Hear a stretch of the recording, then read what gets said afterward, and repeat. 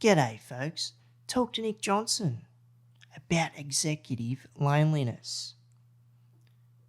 His book that is based on his experiences as an executive at the top end. Scandinavian, living in Southeast Asia full time, trying to find that balance, family, work. You've got depression, anxiety, alcoholism, and how all of this affects you physically and mentally. And we yarn about the steps in place when you got all this negativity going on and what you can put in place to move forward and persevere. How you can help you. Solid work. And if you like the podcast, hit that subscribe or follow button. And we've also got a Patreon page. The link is within the description. So if you want to roll with the squad and become a patron, that'd be great. And want to thank our sponsors, Permanville Australia, the greatest electric wheelchairs in the land. Wouldn't be sitting in anything else but these 4 wheels right here. And they got great assistive tech also. So righto, let's get into it.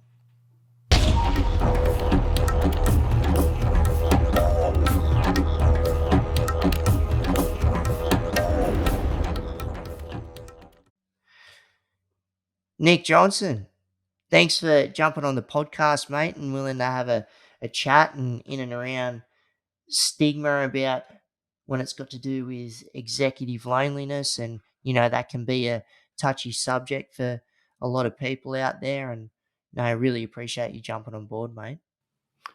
Thanks for inviting me, Jake. It's my pleasure to be here. I'm here with you from Singapore this morning. Right. And what's the time over in Singapore? It's 7:29, a beautiful morning. Nice. Yeah. Well, she's 9:30 a.m. here. So whereabouts in Singapore are you? I'm in the south, close to Marina Bay, not too far from Sentosa Island, so in the business district. Nice. So it's like just talking here and, obviously visually looking at you and voice, your name, your first name and last name. So you're originally not from Singapore. So, I'm just assuming that. But so where is Nick Jonsson from? And I hope I'm saying your last name correctly. And whereabouts on the planet are you originally from, my brother? Jake, you got my name right. Nick Jonsson is fine. And I was born in Sweden, but actually in the late 90s, I wanted to improve my English skills and I moved to Australia. So I lived a couple of years on the Gold Coast as well. So how old were you when you moved from Sweden to the Gold Coast in Australia? 23. So I was quite late, I was not really mature and ready for university until I was in my 20s. So university in Australia, yeah? Yes. So which university did you attend over here? It was a small campus that was pretty new back then in the 90s. Then Bond University, I managed to get in on a scholarship, so I was quite blessed. Nice, yeah, because Bond University hasn't been around that long compared to other campuses, universities, institutions over here in Australia. So, yeah, that's interesting. So, what did you get into when you were over, apart from learning English, but what were you studying over here? I started to study IT and mathematics, but it was too challenging for me with the English in that regard. So I changed to communication, human communication, and I graduated actually with a Bachelor of Communication in PR, marketing, advertising, and that's the field I've been working in. And after my graduation in Australia, I moved on to Southeast Asia, and that's where I've been now since 2004. God, you've been there for a long time. So you're pushing 20 years, hey? Yes, Jake. I first was Thailand, and then I done also Vietnam and Indonesia, and now for 4.5 years in Singapore. So what drove you to go from, you've come from Europe, right up not too far from, the North Pole.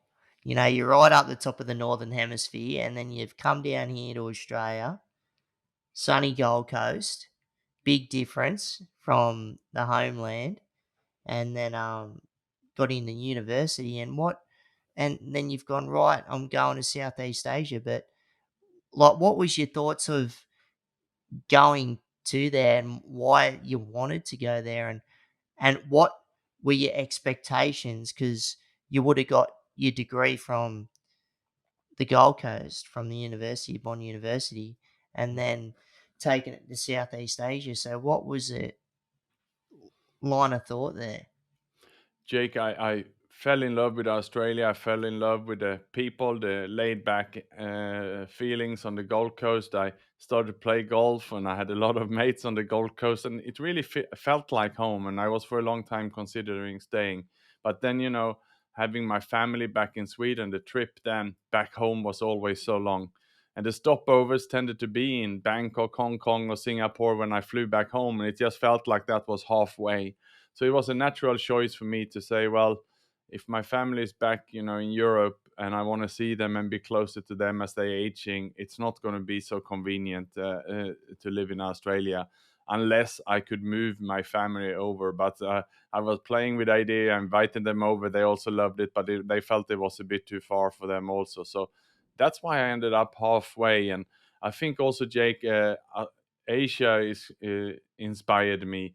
I mean, it was fast moving, fast developing. I love the energy, the challenges, and everything else that came with it. So that's why I thought I give it a try. And that's what happens many times in life. We give it a shot, and before we know it, it rolls over to being 20 years. Hey. Yes, life, time goes quick. For us all, father time doesn't stop the clock for no one. So Asia, Southeast Asia, Thailand. So having your degree, but so work wise, what was the steps there? So did you already have a job lined up when you went to Thailand, or what? Yeah. So how did all that sort of transpire? Because that's a massive culture shift. Like, and when you go into Western culture and Eastern culture, and it doesn't matter if it's on executive lines or whatever it may be, it's different how obviously different countries operate, and what you're trying to achieve there. Yes, and I was actually working up in Brisbane at the time. I was commuting up to Brisbane a few times a week, working for a small little advertising agency there. And thanks to putting in a decent line of work there, I got some recommendations from there. And I packaged it all together with my CV, and I sent it to the leading advertising agencies actually in Singapore, Hong Kong, and Bangkok. And it was in Bangkok where I got the most positive replies. They say, I talked to you, I have a chat with you, and I had 2, 3 different interviews, if I remember right, in Bangkok. So that's why I decided to fly over there and take them. And I had a job offer. I was quite humble about it. I was quite honest. I said I'm basically a fresh graduate, but I've been having some work experience here in Australia. I'm hungry, and that's what they wanted at the time. They wanted some different perspectives and so on as well. So I came in, and it was an entry level package, but I saw it as a learning experience, and it was a fantastic journey that began. And was it a mix of, like, if it was locals and people from different other countries that were in the company? So if it was around 700 employees, we were only 2 foreigners. The rest would all be Thais. So you would be. It was basically the managing director and myself. So I found myself, in a big team also with all locals. Wow. Yeah, that's interesting. Hey, so yeah, what an experience. So that's where you started the corporate climb, yeah? Yes, exactly. And I like how you say the corporate climb. That's how I saw it as well. That's why I didn't mind starting at the bottom, because I knew we had to start somewhere. But I had a desire, a deep burning desire inside me that I really wanted to get up. I wanted to, keep climbing. And so I started as an account executive, which is the entry level. And I wanted to be a manager. I wanted to be a director. I wanted to be a managing director one day. and I was working as hard as I could and did everything I could to keep climbing up. I think, Jake, we live in a goal and KPI oriented society that I wanted to get those achievements. Yeah, so were you meeting those KPIs and started climbing up towards when you, like how you put it, director, managing director, and so forth? So, because that's a lot of, you're talking about a company of 700 people, so there's a lot of a lot of benchmarks and KPIs that you got to hit, and a lot of pressure, stress, but also positivity as well if you're meeting goals that are put in front of you. Well, I didn't stay too long in that job, Jake. I think I did about 9 months or so. Then I jumped to another company. I think it can be quite typical when you're a little bit younger and you're hot and you want to, move forward. So when you get stuck, rather than be patient, perhaps you find something else. And I found something that paid a little bit better and was a give better opportunity, came with a better title. So I jumped across. Uh, so that I think was a reflection of myself during those years. Yeah. So I want to jump into, because it's executive loneliness, and that's what you've told with your book on, and just where you've learnt a lot from what I can see and from what I've read, but also it's helping yourself, but where that can help others. But with executive loneliness, can you just, like, what that is and where we can dive deep into it, but explain that to the listeners and the viewers, like with your interpretation of it? Yeah, executive loneliness, and another way of saying it is basically it's lonely at the top. We all heard that saying, and I have experienced it myself. And I think, as I said before, we are a KPI goal oriented society, and if you're elbowing your way up towards the top and without engaging your colleagues, and if you don't dare to be vulnerable, if all you're trying to do is start stepping perhaps on people's toes to get your own way, then it can be quite a lonely affair. And that was my experience, Jake. That's what happened to me. And that's what I saw also happening around me. So uh, that has been my journey. And I see it in so many other executives as well. Yeah, so where did that all start? So where were you country wise, and then where were you in your career and that path? Because it's sometimes it's tricky for people to identify or really know what, if it's depression, if it's an anxiety, to identify it, and because sometimes these things can creep up slow, or they can just go bang, and it's like, it just feels like a bit of a roller coaster. So yeah, how did it all sort of come about? Well, I think, we can see this in all countries and in all workplaces, but I think it stands probably out being an expat in a country like that, with the cultural differences, the language differences. Naturally, you don't understand everything. Naturally, you are actually different, and you perhaps are not getting everything, and perhaps you start to feel a bit lonely in there. So, the way I then had to define myself was to work perhaps harder than everyone else, delivering better results than everyone else, and I had to really find my own way. But while that happened, then in my situation, I can see that in other companies as well, as I mentioned, that maybe just doesn't stand out as much. But when I look deeper into this, Jake, I did a survey of senior executives back in Singapore in 2019, and about actually 30% of them said that they either currently are suffering or in the past have been feeling lonely in their jobs. So that clearly shows that I wasn't alone, and that was a finding that I wanted then to go deeper and interview these executives as well. So where was it for you though? Like when did you sort of have that aha moment? Like, this is, you know, but that's an aha moment in a negative way, because obviously that it's, you don't want this, you don't want this loneliness, you don't want anxiety, you don't want depression, because the effects that can have on you mentally and physically. So whereabouts was it with you in life when it hit you? Like, what country were you in? Where, just take us through when you knew that it hit you?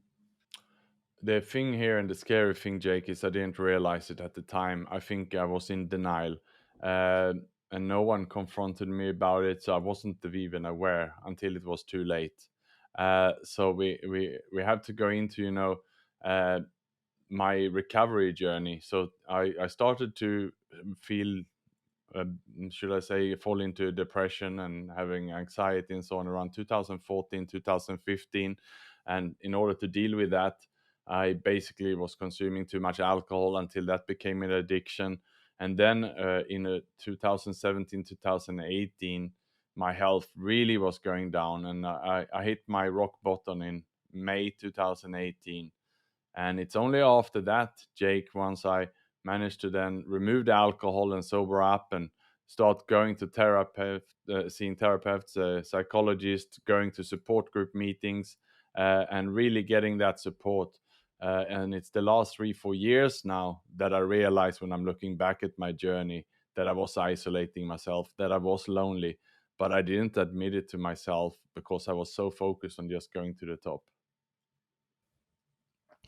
Yeah, so talk to us about all the different angles. So you're talking about loneliness culturally because you got language barriers. You've got, if you're like, I'm in a place where obviously I wouldn't say that you don't fit, but it's obviously just where it can be a little bit of a struggle when you're trying to catch up. You're trying to have English as your second language and trying to keep up with that, let alone trying to learn bits of, if it's Thai or Chinese or Malay or whatever it may be.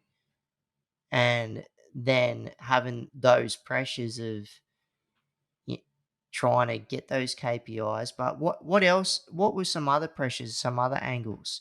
So if it's family, like, because they're all the way over in Sweden, so if it's your partner, or just take us through all the different angles that sort of amount to hitting that rock bottom of, yeah, you're trying to go 100 miles ahead, getting to the top, and then you're trying to push everything off to the side. Is that what it felt like? You're trying to get to the top and you're trying to push everything off to the side to get there as well? Yeah, so it was basically a 10 years journey there from, say, 2004 to 2014, 15, going then from my first entry level job as an account executive, and then eventually becoming a managing director also in some companies. And it was a complete roller coaster up and down, Jake. It went from extreme highs to lows. It went from, basically, then I had a Swedish ex-wife who was with me. Also, she worked in another company, and I don't think we had a very close life. We didn't really discuss what was happening. She had her work-related challenges. I had mine, and instead of me seeing, let's say, a coach or a mentor, to someone to talk about how I was feeling, the challenges as I was feeling, and indeed the language barriers, the cultural differences. I really didn't open up to anyone along the way, Jake. All the challenges, I kept them inside me, and I remember feeling, extreme pressure. And I came with that, and instead of dealing with it, my way was to go to the bar or the pubs, and drink alcohol with some friends. While they might be good friends, we didn't discuss work. I never opened up to them and said how I felt. It was just, drinking to get the steam off, and drinking to forget it, drinking to have a good time, or going out with them, and or go to play golf or whatever it was, just to switch off that. But I never faced, during those 10 years, I didn't face the challenges. I didn't discuss it, and therefore, it's all compounded inside me for something that eventually had to explode. Yeah, and that's where the massive stigma is around just not speaking up, not expressing how you feel, especially when it's got to do with anything around mental health. So, and so it exploded. So, when, like, it exploded and obviously hitting alcohol and doing all sorts of other things. But where, like, Yeah, it's just so tricky, mental health and the stigma around it. But so that's hit you hard and heavy, right? So what happened when you hit rock bottom? Like apart from the alcohol and everything else, like what else did it have effect on? Like whether you physically, if it had effect on, if it's with your ex-wife, like what was all the different compounding effects of how it not just affected you, but if it affected other people around you as well. Well, what happened was that a few of the jobs I actually lost. I got laid off from some jobs for various reasons. And looking back at this, it was probably my own fault sometimes, how I behaved and how I communicated. Again, because I didn't have the tools, so I didn't speak to someone about it. So therefore, it became conflict between me, team members, sometimes my boss, and I was let go from a few jobs. But I also had some bad luck. Sometimes. A company would go into merger or acquisition, and I would be suddenly laid off. And I remember it was like getting the carpet ripped off under me, and I felt then, and at this time, I'm going back to 2014, and I then had a son who is 13 years of age now with my ex-wife. And I felt, when I lost my job, then that I was the major breadwinner for the family. I was in panic mode. I was thinking, what are we going to do? What about my son? Do we need to take him out? He was going to Australia school in Jakarta at the time. How can I pay for the school fees? What about the home? And all these, triggers then gave me a lot of anxiety and panic attacks. And at that time, Jake, what I mean with explode was that I just couldn't deal with it. My way of dealing with it was calling my ex-wife, and I said, we need to talk. And I said, I have just been laid off. I need to deal with this myself. And I asked her to please just move back home to Sweden with our son and leave me here, and I will sort this out. And what I meant with sorting this one out was to find another job and perhaps pass the probation in that job. And when I felt it was safe and stable again, they could move back so that my son could continue school and we had somewhere to live there. But I said, I need to do this on my own. But what I also probably meant by doing this on my own was that I wanted to isolate because I couldn't deal with emotions. I couldn't talk to anyone. That was as deep as I went with anyone. What I just shared there with my ex-wife, and she didn't know how to deal with it, so she left. And there I was by myself in a foreign country, in a city that I didn't have many friends, and I didn't tell anyone. No therapist, not my boss, no one. I was just keeping all this inside, and again going, to the bar after work and watching sport with a smile on and cheering and chatting with my friends without asking someone, can I have a private chat with you? I should have just asked some of them, can we meet for a coffee or lunch tomorrow and open up? But I didn't, Jake. I kept it all inside me. So how did you express getting it out then? Like, so you're keeping it all inside. So how did you start opening up? What was your process? It was later on in 2018 once I hit rock bottom. So what happened then was my health was going down so much, and I gained a lot of weight, and I stopped exercising completely. It went far. I couldn't even walk 1 kilometer. I didn't have the fitness to do it, and I just given up on all exercise. I didn't care for my diet at all, and I remember then, lying in my bed. And thinking that my heart is going to jump out from my body. It was so much racing, and I was then at this stage I become a day drinker, morning drinker, night drinker. I was using alcohol basically to numb any feelings and emotions, just to keep going. And this was the last 6 months, sort of, before I hit rock bottom. And the day then when I was lying there, I also remember that I wrote my will, my testament. I signed up for life insurance because I thought that life was over. So while I did not have suicidal thoughts, I just felt that by looking at myself, the shape I was in, I realized it's not going to be much longer before I have a stroke, a heart attack, or my body just give up, because it was so painful, so painful. And still at this stage, I was putting on a smile on the outside, and my friends and people who knew me said, "Oh, it's good that I knew Nick, that you're enjoying yourself," because they thought that I was too serious before, and that I was always, exercising and so on. So they cheered on me that I came to the wine bars and I was having a good time, and so no one could see how I actually was feeling on the inside here. They thought I was having a good time. Yeah, so yeah, so you're having a well, it seems on the outside you're having a good time, but if you're getting out to bars and clubs and that, but so how are you expressing like the hurt? How, like, in your own way? So how did you try and speak or get that out? Because you were holding it all in. So what was the next steps, and how do you process it?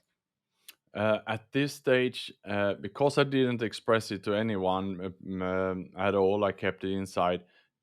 My left foot had a way of expressing it, and I later find out by psychologists that it was called a psychosomatic illness. My left foot swallowed up like an elephant foot, so I couldn't even put on a shoe. So that was the body expressing how much stress and pressure I had inside me, that something had to start giving. And that's also when I even start to get more worried, what my body was What, the completely doctors giving. told you that? What? So they told you that mentally what you're going through, and what was going on with your left foot, that was because of the mental pressure, They like even with the psychosomatic. Yeah, Yeah. one year later, I had pictures of it and so on. I went to the doctors at this stage, and they X-rayed, they did MRIs, they did all kind of things and blood tests. They couldn't find anything wrong. They thought it was gout. It didn't show to be gout, so they just couldn't find anything. And it was only 1 year later into recovery when I was talking through this in detail with a psychologist who could diagnose this by looking back at it. So she said, because of what you were going through, the trauma and everything, and that was her way of explaining. So you can imagine how much pressure and stress I had inside me, if that is what shows out on the inside, on the outside. That's pretty serious. Like, if it's having a physical effect on you that much, like, everything was compounding and getting to you, and then it just throws the body into a spin. But, and, plus, alcohol and not exercising and everything else. So that all has a negative effect on the body, So, and just the chemical makeup of humans and what that can do. So that's happened. The foot's blown up and can't find any swelling, psychosomatic symptoms, which is pretty full on. So going into what was the so going into next steps of, so did you admit yourself into, like, if it's some sort of psychiatric facility, a general hospital, or just talking to a psychologist, or talking to friends, people, like, because you would have, like, how'd you reach out for help? So what happened then, Jake, was, and this is probably a gift from a power greater than myself somehow. I got suddenly here in this remarried. I had met a lady, and because she was Muslim, we were asked by the family to get married rather quickly because we moved in together. So that's what we did, and I was not in a very good shape mentally at this time. I just said yes, yes, whatever, and I couldn't really think. But it was a complete blessing, Jake, because what happened then is that uh, early May, on my birthday, the 1st of May, I shared with her, and she being the first person ever, I said how I felt inside. And even her, who had been by my side then, I mean, we just got married 3 weeks earlier, had no idea what I was going through. She thought I was this jolly guy who's having a good time, who's successful in his job and everything. So she was in shock, but she did what the wife would do. She wanted to help me. She listened, and she started immediately helping me to go and see a doctor. And we also went to see a friend who had alcohol problems a few years earlier. And from that, by me just mentioning this to my wife and getting that support, it was like a switch on and off. And immediately my life started to come back to life. Right. Yeah, well, that's good you had a partner that could understand what you're going through and help you along with that journey. So, and what country were you in at this point? We had just moved to Singapore with my job, and that was also a blessing. A more modern country who then had, doctors who had the support network that was needed. That is not so easy in the developing countries. Yeah, because I was going to ask, like, what were the facilities like and the clinicians when because they're around the world, there's levels, and obviously you're probably got expectations of if you're going into a facility talking to a medical doctor of where where you'd feel comfortable. So, because that's going to help you and where you're going to get somewhere. So, what were the facilities like that you're going through? So if we're looking at Indonesia, Thailand, and Vietnam, they were not really existing. And if the fact is though, Jake, in Indonesia, where I lived then and worked in 2015, I worked for the biggest international medical supplier in the country. So I was side by side, office to office with doctors. The best doctors in the country, but I didn't even open up to them or share what was going on. So I had all the support next door. I could have knocked it. I was traveling with them, working with them, but I was hiding it completely, even for them. So in that sense, I also couldn't ask them because then maybe they would, demote me or look bad on me as a colleague. And I was worried that if I asked them for a psychologist, then they would think, this guy is mentally sick. We cannot work with this guy. Or again, the stigma here completely blocked it, Jake. So it was right there. The support was right there. But I didn't dare. Yeah, you took the words right out of my mouth because that's what I was, when it's got to do with working in those high pressure systems and the stigma around, corporations. And if you start speaking up, it's like, is this a sign of weakness? Are they just going to get rid of me? Like, and talk to us about that stigma within environments like that, and just because that's a lot of pressure. Yeah, and I'm not alone in keeping those secrets, Jake. When I wrote my book, I also surveyed them, the executives, and asked them would they, if they have some mental health challenge like what I had, or a minor, or whatever it would be related to mental health, 84% would not talk to the company, uh, simply for the reason of the stigma. So my behavior there was in line with what everyone else would do. And it's just the fear of someone finding out. It's not like we break an arm, we go to a doctor, we find to admit it. But if we are suffering mentally, we are terrified of someone finding out. And these were, of course, Jake, pre pandemic times. And you had to go and see a psychologist perhaps in a and then be in the waiting room. You worry that someone will see you. Perhaps it will be a medical record somewhere. What about if my medical insurance find out? All these thoughts go through your head. So you just draw the conclusion, I better just keep this secret. Let's not tell anyone about it. So that's what I did. And that's what the majority of people I have spoken with do. 84%. And that's the thing, because it's something that you can't physically see on the outside.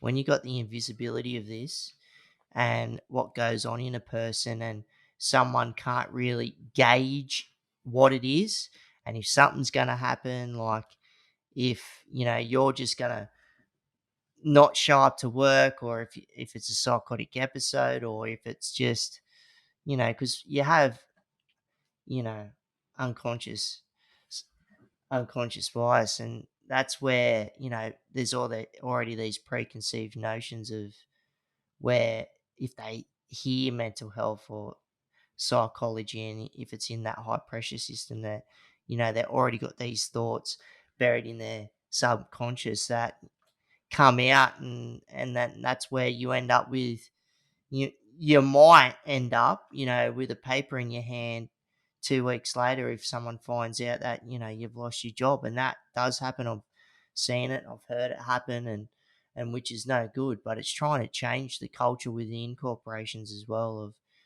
you know it, it you don't have to be, it's not weak to speak, and that's where it's good to help everybody, because everybody's about physically helping individuals, and where you see some corporations where they got boot camps and this and that and helping individuals, but not so much when it's got to do with mental health and mental toughness and that fortitude here and there. As much, there's a big difference between mental and, between what's the physical side and mental health and just what goes on upstairs. So it's just a tricky situation. And I hope with, the book that you've written and what you're doing that, and if it's within Asia and where you're working, that can change some of the culture there. And even if what we're talking about here, if that can make some impact somewhere, that'd be great. So, but, and so you didn't have suicidal ideations, but you got the black dog, and when that cloud is just continuously looming over. So being in the facilities that you're getting help by, if it's psychologists or psychiatrists and whatever it may be. So what tools did, after you'd opened up, so what tools did they give you to work with of how to, first look after yourself, but then how to, you know, being able to operate, with your family, like in the community, at work, like, and just to build yourself up. So, what tools did they give you? Well, the first thing that needed to happen was a detox. I had to be hospitalized first, and given proper medication and medical care to basically remove alcohol from my system.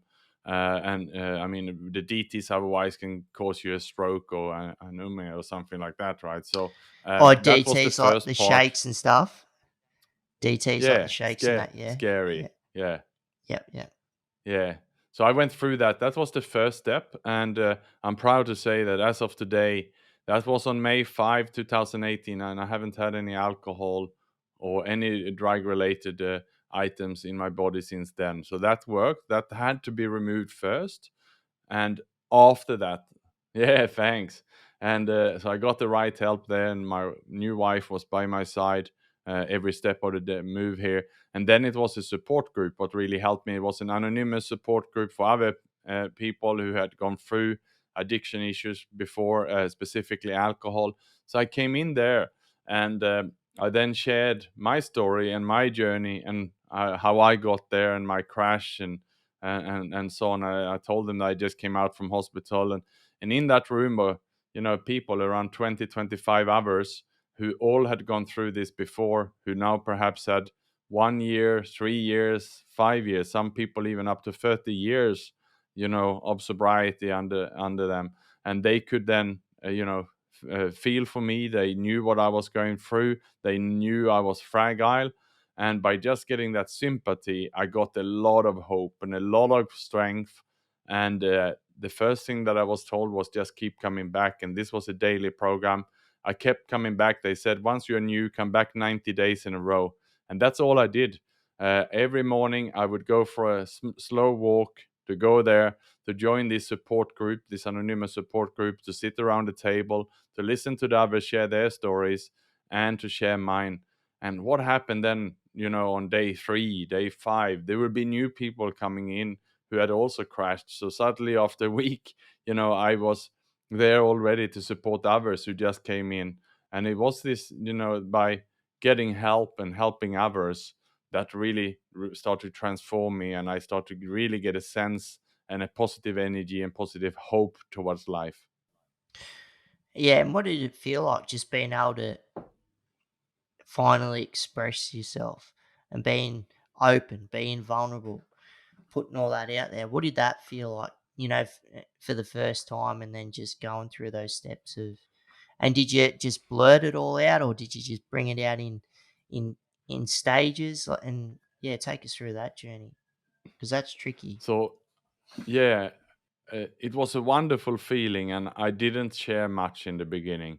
It was mainly listening to the others, and many of the people who were sharing their stories, who were into recovery themselves, for a longer period, who were speaking up more.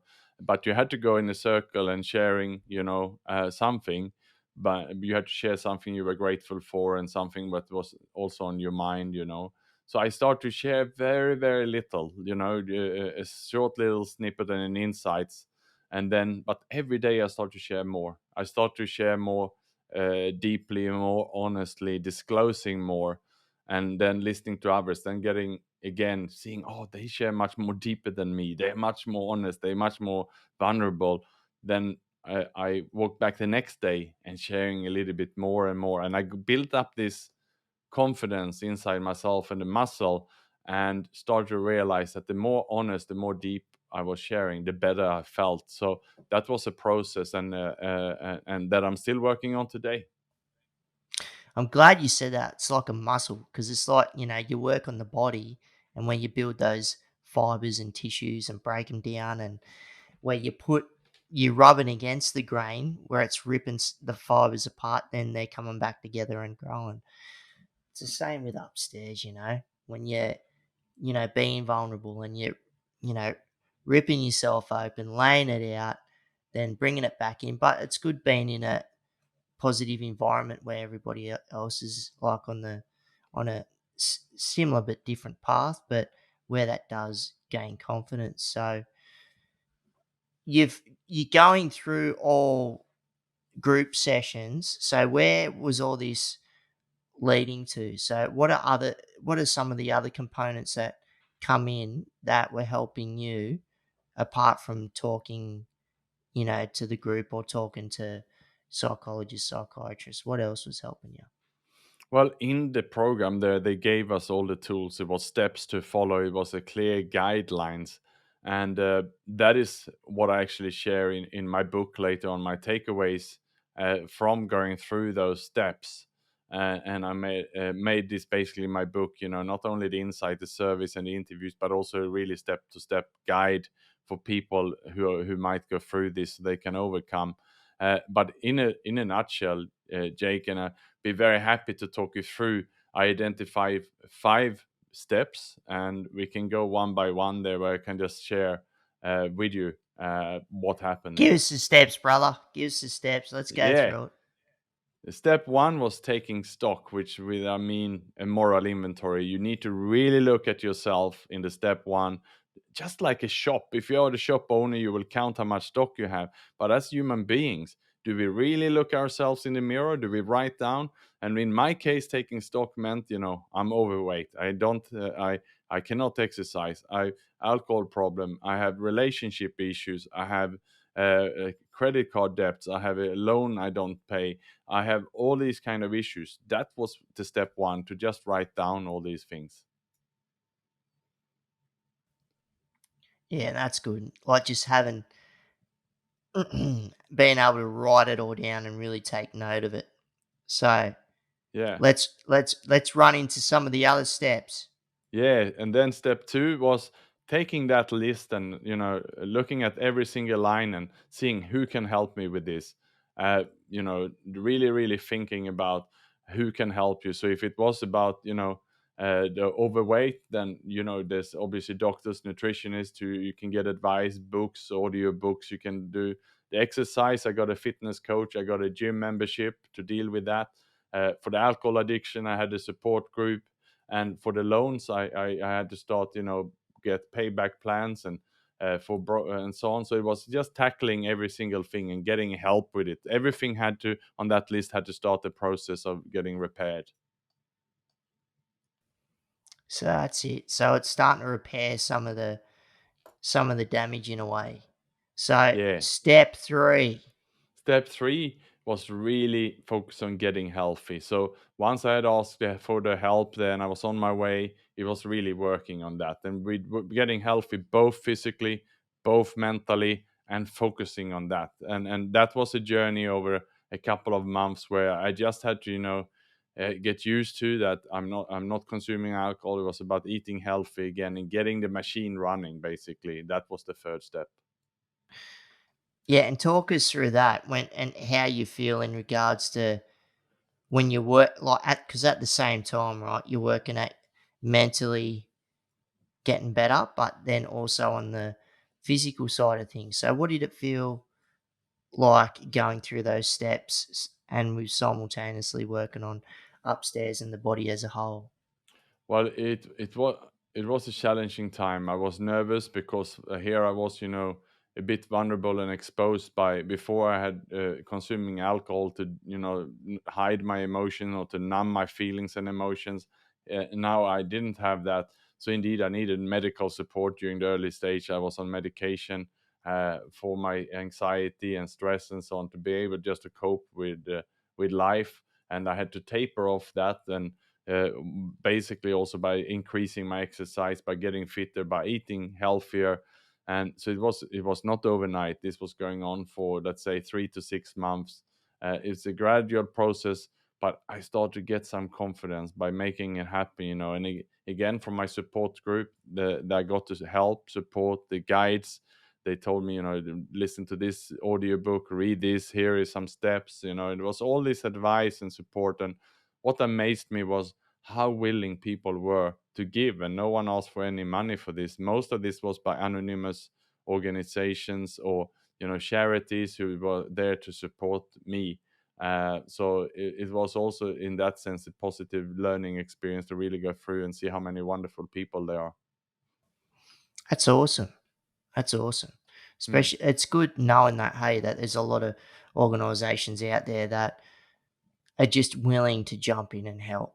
There's a lot of individuals out there that need a lot of help when it's got to do with everything upstairs, like along the planes of mental health. And, it's good that you're seeing organisations now that some of the stigma's getting it's getting broken down, and, on all levels and all cultures. So it's slowly getting there and it's good to see. So what's one of the other steps? Yes, we're up to step 4 now, and that was nurturing healthy relationships. So, what has happened many times if we have mentally not been in the right place? We have isolated ourselves.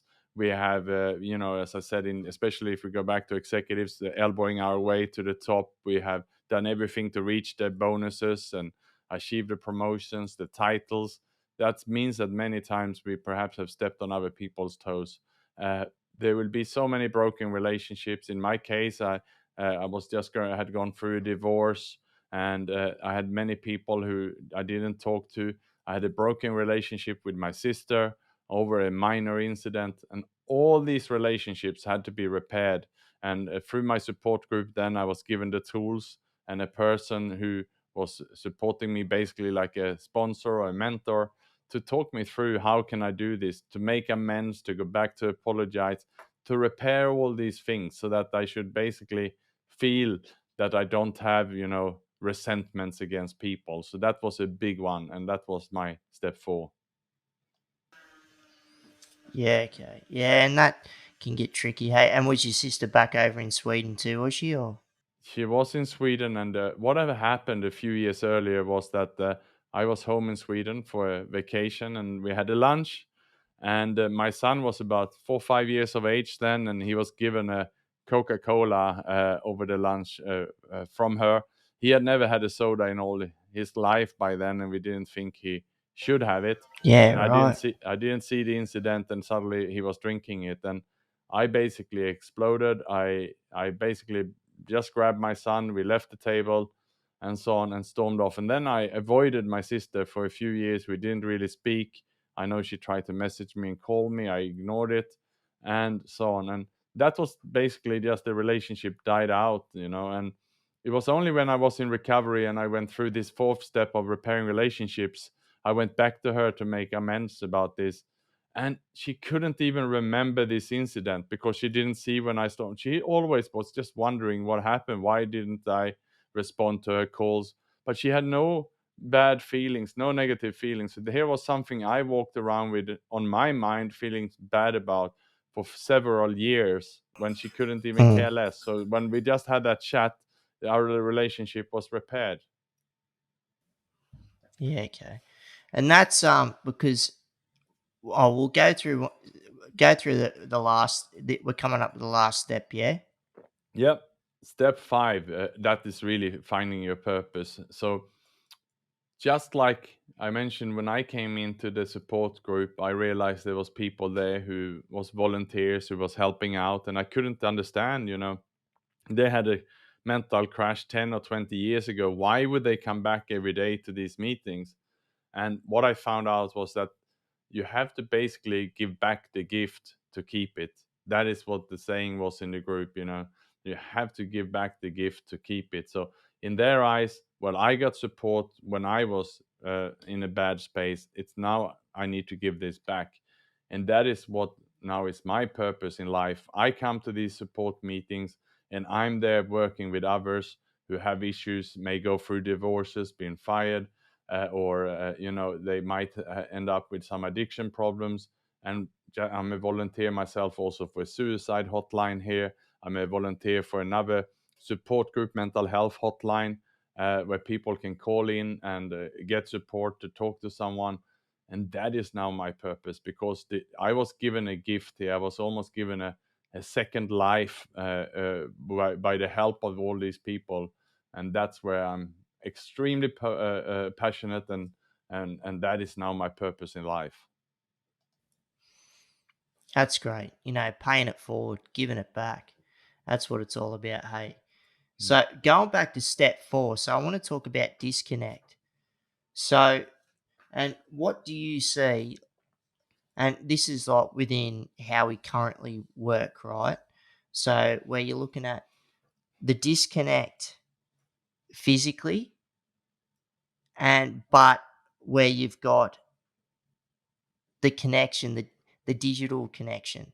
So when you're looking at, because obviously COVID hit and you're looking at that depression, anxiety, but where people, even though COVID's subsided to some degree, you're looking at where companies now are, it's the physical disconnection, and they're not, you know, paying for those buildings like where they house, hundreds of people or whatever it may be, and they're just getting everybody to work from home. So do you see like anxiety and depression coming through some of the some of the different sectors? And because you'd hear from different executives of how this can affect their companies, yeah. So what do you see in regards to the whole digital, disconnect but reconnect? In a way, it's a tricky one.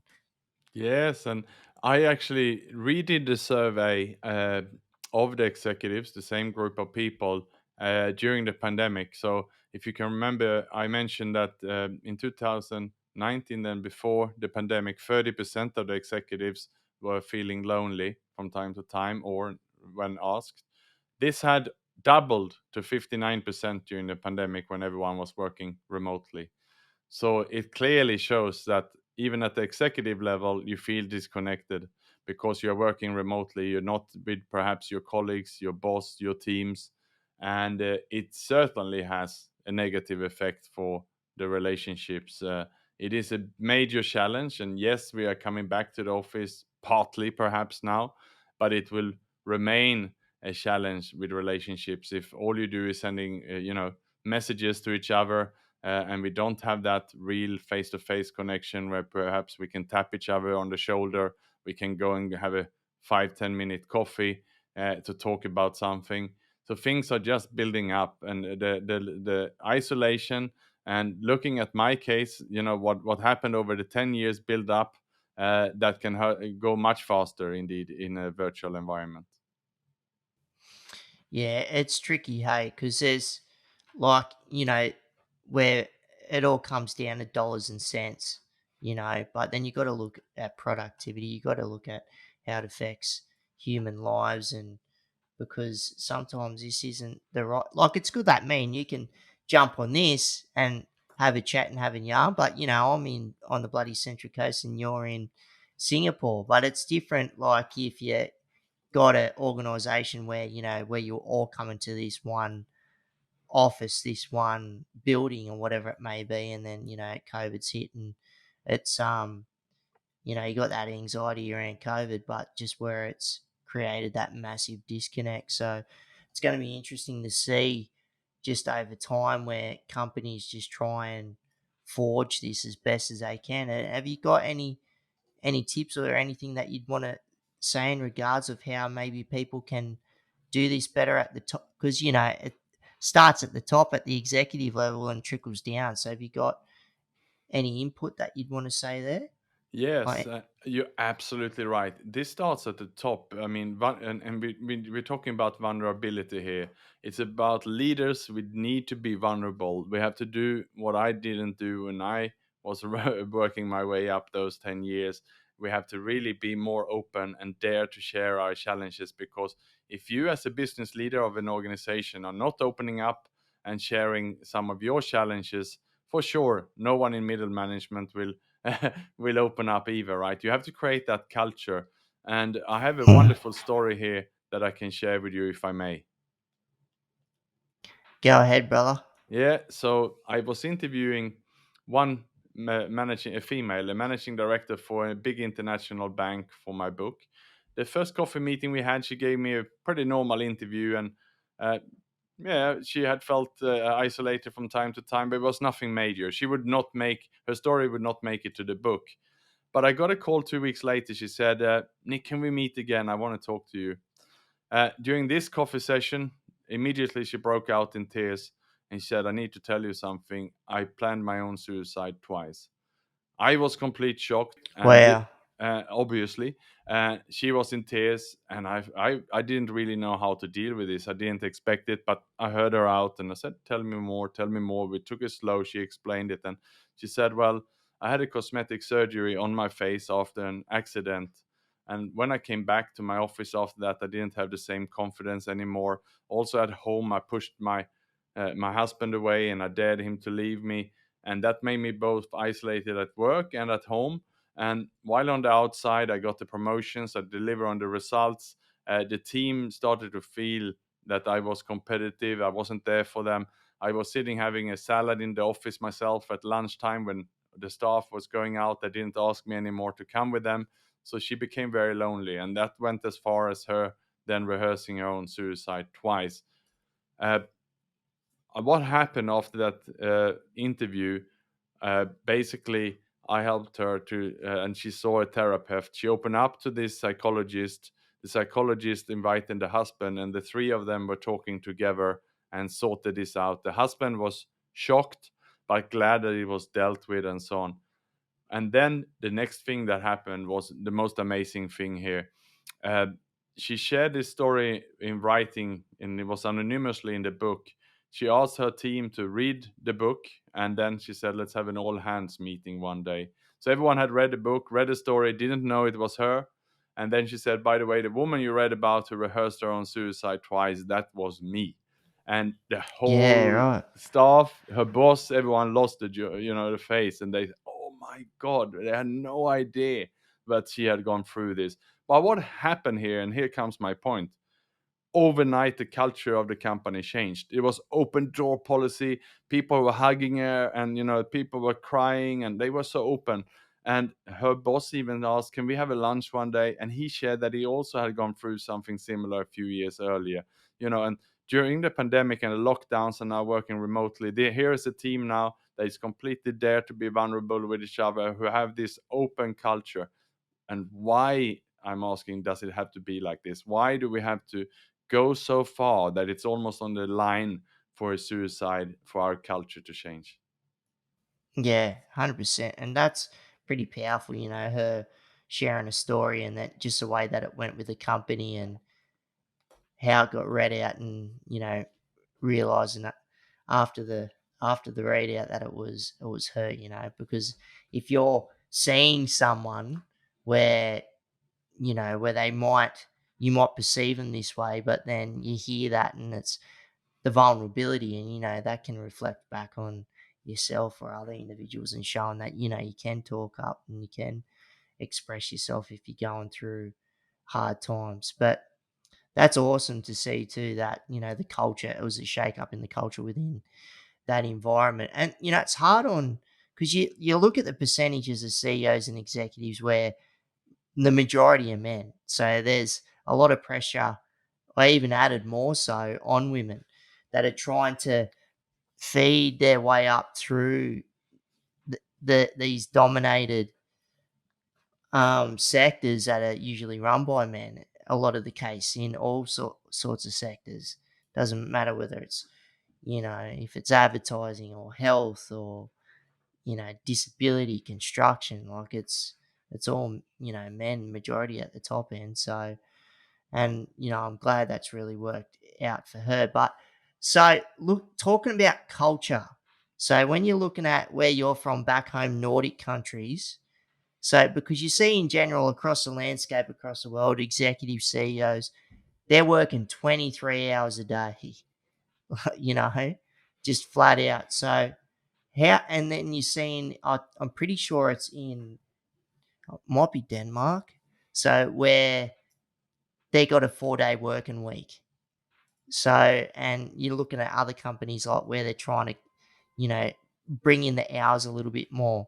Like instead of working, 16-hour days, they're trying to, do 12, 10, 8. So so how can organizations across the landscape adapt, and do you think it's a good thing? And or what do you think's a good balance when it's got to do with the hours you put in for the working environment, but where it doesn't take a toll on you mentally and physically?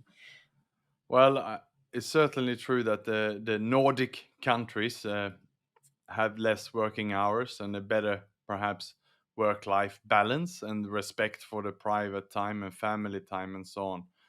But on the other hand, it's very closed and quiet societies. I think Asia is also closed society, but the Nordic countries is not a place where you talk about your feelings, your emotions. It was not what I grew up talking about. So in that sense, I don't think it's even linked, depending on how much we work, based on if we open up or not. If we work 4 or 5 days, it doesn't really matter as long as we talk to each other. Yeah, okay. So it does. So yeah, because it's a tricky one, like really knowing how, because the thing is, if you got a company, and if it's the KPIs, you're trying to raise a bar, you want to get ahead, whether it's getting ahead for yourself as an individual or it's getting ahead for the company, and really trying to balance that, it can be really tricky. So, because, I know I'm shocking sometimes just some of the hours that, putting into my work, and I need to sort of wheel back sometimes and try and soak that in. Like, you got to sort of wheel away because it's just too much. Because sometimes it can be 9 o'clock at night, and I'm still going, and then I'm still going until I get peeled out of my wheelchair. And it's not good. Hmm. And but that's myself and just me trying to find balance, and that's continuous and ongoing, and got to try and get better at that. And and that's whether it's me or talking to other individuals about it. And that's the thing, it's talking about it. Hey. Yes, exactly. And I know you're a managing director yourself, so indeed you know it. It's very easy to work around the clock, and before we know it, we start defining ourselves in the job, and we want to go ahead, we want to get ahead. We have perhaps the security, the future, the thinking, oh, I need to do this for my pension, I need to do this for my wife, I need to do it for my children. And we're telling us all these stories why we need to keep pushing, without even having a moment to stop and reflect, am I doing the right thing, is this good for me, and is this really what I should do? 100% pressures from everywhere, but you just got to balance it as best you can, brother. Absolutely. we've we've gone through the 5 points. That's what I want to talk to you about. So, just in regards to, you're looking at the physical side of things. So, if you're looking at, you've lived in a Eastern culture for a long time. So, what's the foods, like if it's foods or medicines that help, aid, and whether it's got to do with the physical or the mental health side of things that really can push you through. Well, I try to eat healthy these days, and as I mentioned, have not had alcohol for over 4 years now. That's a good start, because that's where, if with alcohol, then the nutrition goes very quickly downhill for me. I eat the local food, but I don't cook the local food at home. I'm not so passionate about that, but I try to eat some food out. Like today, I will have a lunch outside, and I will eat Asian food. I like the spicy food, the Thai food, and so on. But at home, I still prefer some Western food. But I try as much as possible to go more towards vegetables, fruit, natural, less packaged food. And I find it's a connection between the mental health and what we consume. And the healthier I eat, the less sugar and so on, the better I feel. 100%. So, is there any overall message that you wanna say to executives that are feeling lonely at the top, that you want to, if it's an overall message, or if it's like to look at your book, if it's any of those stages, what do you want to leave out in the atmosphere, brother? Well, let's put it like this. If you feel that there's a disconnection, if you feel lonely, if you feel isolated, ask for help. And it depends on what level you're at. If you're as sick as me, you're lying in your bed and you think you're going to die, obviously you need to get the medical help and getting like real emergency help by calling these hotlines, these support groups. They're all just going to Google and look them up. They will be in cities in Australia as well, all these anonymous support groups. So that's if it's severe. But however, if you just feel that that you feel a bit lonely, it's not great, you're going to bed and you're waking up at night, you cannot really sleep because your relationships are not great, you have some conflict with your boss. If you're at that level, try to get a mentor, get perhaps a coach, join some support group. There's so many support groups. You have one in Australia called Mentoring Men. They have a weekly meeting online on Zoom. They also meet in person. There's all these communities where you actually can talk. And many times, yeah, a coach, a business, if you're an executive, get an executive business coach. What they will probably do with you is start by looking at the wheel of life, where you look at all parts of your life, you rank them on a scale from 1 to 10, and then you can start addressing them and sort it out. So yeah, my tip here and what I'm saying is nip it in the butt and do something about it. You heard it, folks. Right. So, if people want to get in contact with you, Nick, so whether it's got to do with social media, email, website, whatever it may be, just how can individuals get a hold of you? And just throw all those links out in the atmosphere, man. Yeah, so LinkedIn, I'm quite active there. So you can look up Nick Jonsson on LinkedIn, and I spell it Nick, and the last name then Jonsson. If you're interested in having a look at my book and find out more about the 5 steps we talked through today, you can go on Amazon and look up Executive Loneliness. It's also available on Kindle. It's available as an audiobook on Audible as well. And yeah, I'm really looking forward to hearing from you. Awesome. Hey, with the audio, I'm glad it's in audio form. Is it you reading it out? I have professional help. Yeah, this is not me. Yeah. That's all good. That's all good. Just wanted to check in. But, Yeah, the main thing is you got it out in audio form because, there's a lot of individuals out there that, that are vision impaired and can't necessarily read. So, where they rely on audiobooks and anything in regards to audio form. So that's great. But Nick, brother, I appreciate the open and honest chat that we've had, and and you're looking at the vulnerability from someone that's up the top when it's got to do with executive management, and just the real impacts that it can have. And hey, and doing it in a foreign country too, which is no easy feat when you might be disconnected in so many ways. But it's good to see that you're also not just Pearson persevering for yourself, but for others. So where you're lending some of your time to some of these groups where you're talking to other individuals about what they may be going through. So appreciate the time, and you take care, brother. thank you so much. I really, really enjoyed our session, Jake. You take care too. Cheers, mate. See you, folks. It's good to see just no matter where you're at in life, if you're working in as an executive at the top tier, not just the top tier, no matter what tier of work you're in, and if you get bitten by the black dog, anxiety, depression, alcoholism, drug abuse, you name it, it's good to see tools that you can put in place that can help and moving in a positive fashion to make life easier for yourself. That's what it's all about, making life easier if you can, and if you can find the tools or if someone can show you them. And if you like the podcast, hit that subscribe or follow button. And we've also got a Patreon page. The link is within the description. So if you want to become a patron and roll with the squad, that'd be great. And if you want to get in contact with me, you can get me via Instagram at streetrollingcheetah or email, one word, streetrollingcheetah@gmail.com. And we've also got a Facebook page, Keep Rolling with Jake Briggs, so check it out. I want to thank our sponsors, Permobil Australia, the greatest electric wheelchairs in the land.